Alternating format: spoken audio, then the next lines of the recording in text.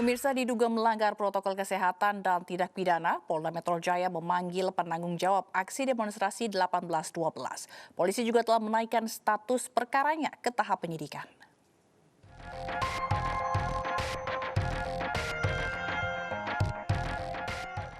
Pasca demo 18.12 menuntut pembebasan pemimpin FPI Rizik Syihab, Polda Metro Jaya mengamankan 455 peserta aksi dari sejumlah wilayah di DKI Jakarta hingga Tangerang.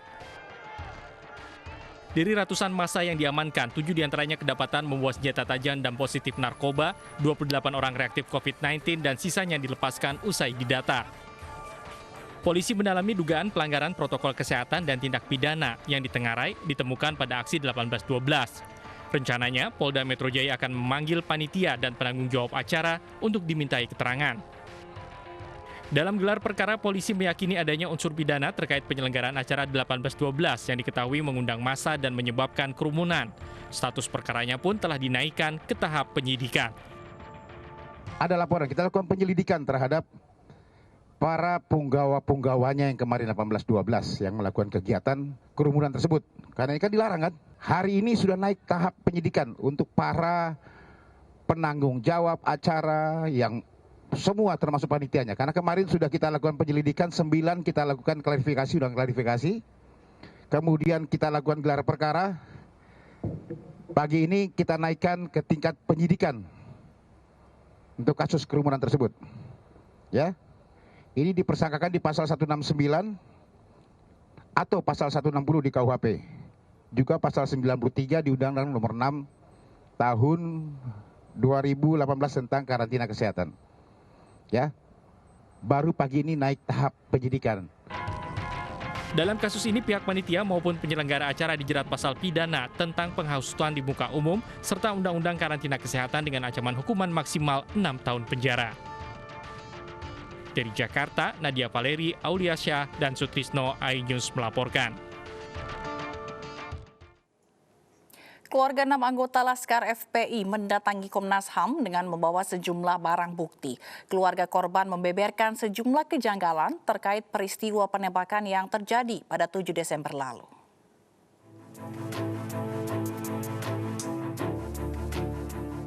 Keluarga 6 anggota Laskar FPI yang tewas dalam baku tembak dengan polisi di tol Jakarta Cikampek kilometer 50 awal Desember lalu mendatangi Komisi Nasional Hak Asasi Manusia Senin pagi. Mereka datang dengan didampingi kuasa hukum dan sejumlah simpatisan. Selain memenuhi panggilan Komnas HAM, mereka datang dengan membawa barang bukti berupa dokumen dan foto-foto korban dalam peristiwa tersebut. Dari senjata yang ada, tentunya kami akan cek ke keluarganya dan ke teman-teman di DPP FPI. Tapi kalau yang di DPP FPI sudah confirm tidak pernah tahu dan tidak pernah mengetahui bahwa dari teman-teman Laskar yang mengawal Habib Rizik itu punya senjata. Itu sudah confirm. Tapi kan kita nggak tahu ya, jadi kita tidak juga bisa menghakimi, tapi kita juga harus lebih fair dalam menghadapi hal yang semacam ini karena ini merupakan extrajudicial killing yang harus kita usut kebenarannya dan lebih transparan. Dalam pertemuan selama 2 jam ini, salah satu keluarga korban membeberkan sejumlah kejanggalan terkait dengan penembakan yang terjadi di tol Jakarta Cikampek. Sementara terkait otopsi ulang, pihak keluarga akan menyerahkannya ke Komnas HAM. Itu kami serahkan kepada Komnas HAM kebijakan ini. Tapi dari pihak keluarga mengizinkan? Bukan, belum ada keputusannya. Jadi nanti kami akan serahkan segala sesuatunya kepada Komnas HAM saja gitu. Lagi pula kami pihak keluarga juga kurang begitu paham, nggak ngerti juga tentang hal tersebut. Ketua Tim Pencari Fakta Komnas HAM Khairul Anam menyebut keterangan dari keluarga korban akan dijadikan keterangan tambahan dalam proses penyelidikan. Dalam konteks fair trial, unfair trial, dalam konteks hak asasi manusia, penting bagi kita semua memastikan bahwa penggunaan kewenangan tidak boleh berlebihan, proses hukum juga tidak boleh dimaknai sebagai satu proses yang bisa diterjemahkan oleh satu pihak. Karena unfair trial, fair trial, atau apapun istilahnya, itu adalah satu prinsip yang harus dipahami kita semua, dilaksanakan kita semua dengan prinsip-prinsip hak asasi manusia. Sebelumnya, Polda Metro Jaya menjelaskan kronologi penembakan 6 Laskar FPI di tol Jakarta Cikampek kilometer 57 Desember lalu. Polisi mengklaim terpaksa mengambil tindakan tegas dan terukur lantaran Laskar FPI melawan aparat dengan senjata api dan senjata tajam. Tim iNews melaporkan. Polisi dan Front Pembela Islam masih saling membantah soal peristiwa penembakan anggota Laskar FPI di Jalan Tol. FPI menyatakan bahwa anggotanya tidak pernah memiliki senjata api, apalagi kontak senjata.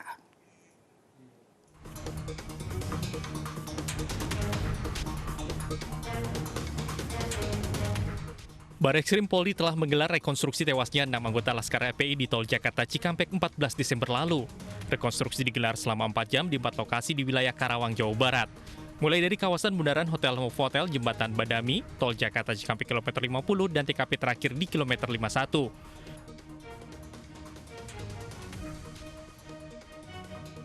Total ada 51 adegan dalam rekonstruksi tewasnya 6 Laskar FPI ini. Dalam rekonstruksi ini, polisi mengundang sejumlah pihak, diantaranya Komnas HAM dan Kompolnas. Menurut Kapolda Metro Jaya Irjen Pol Fadil Imran, petugas dalam penyidikannya mendapat serangan dari pengawal Rizik Syihab hingga akhirnya petugas mengambil tindakan tegas. 3 anggota Polda Metro Jaya mengikuti kendaraan yang diduga adalah pengikut MRS. Kendaraan petugas dipepet, lalu kemudian diserang dengan menggunakan senjata api dan senjata tajam sebagaimana yang rekan-rekan lihat di depan ini.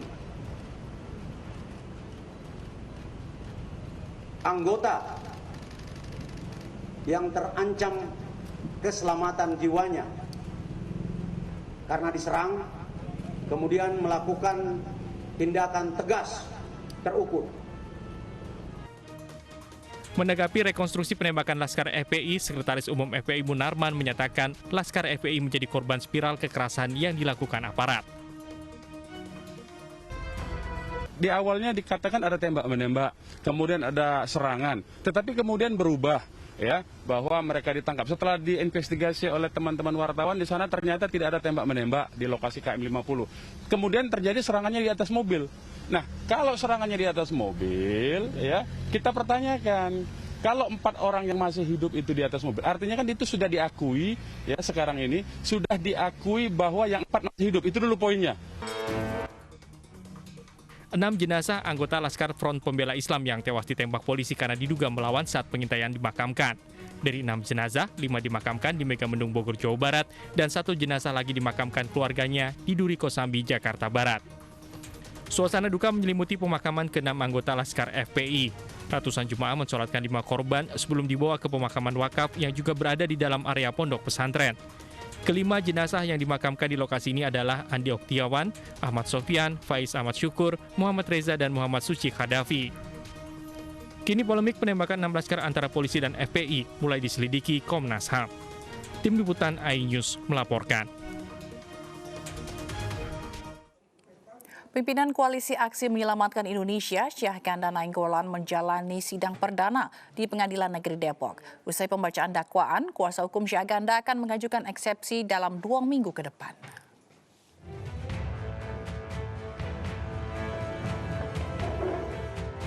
Sidang pembacaan dakwaan terhadap pimpinan Koalisi Aksi Menyelamatkan Indonesia, Syahganda Nainggolan, digelar secara virtual di Pengadilan Negeri Depok, Jawa Barat.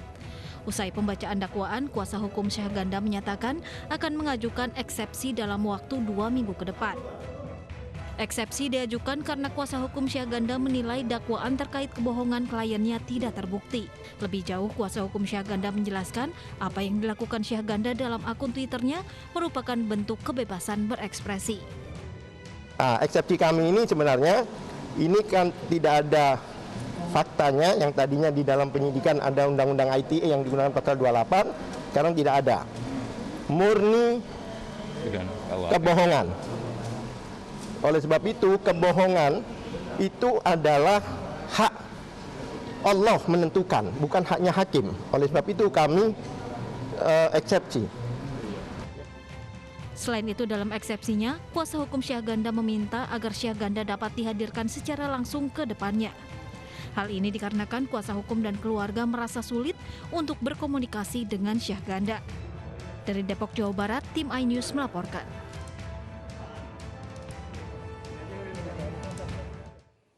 Demi memiliki telepon pintar, ratusan anak di Kalimantan Barat terlibat jaringan prostitusi online. Ainis Malam segera kembali.